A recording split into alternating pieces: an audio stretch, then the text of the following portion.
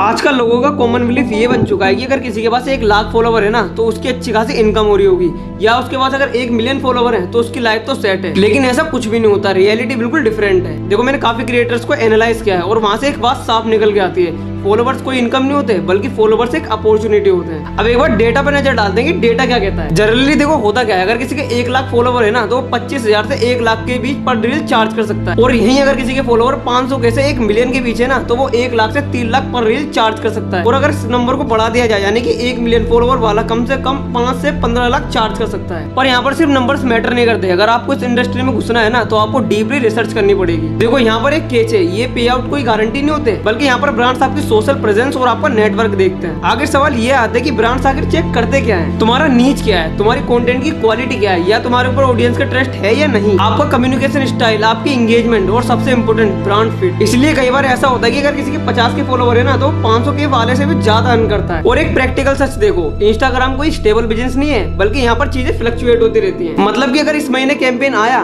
तो आपकी अर्निंग अच्छी खासी होगी, अगर नेक्स्ट मंथ कैंपेन नहीं आया तो अर्निंग आपकी जीरो। तो मोरल ऑफ द स्टोरी देखा जाए ना तो इंस्टाग्राम सिर्फ एक डिस्ट्रीब्यूशन चैनल है, ना कि कोई डेस्टिनेशन। अगर आपको भी क्रिएटर एंटरप्रेन्योर बनना है ना तो आपको इन पॉइंट्स पर फोकस करना चाहिए। Multiple income streams, ownership, product, real skills. तो ये ब्रेकडाउन इसलिए किया था, अगर कोई इंडस्ट्री में नया एंटर करना चाहता है ना तो आपको इन पॉइंटों के बारे में पता होना चाहिए। बाकी वीडियो कैसे लगी कमेंट करके बताओ। मैं मिलता हूँ आपसे कल किसी नई वीडियो के साथ, जब तक के लिए फॉलो कर लेना।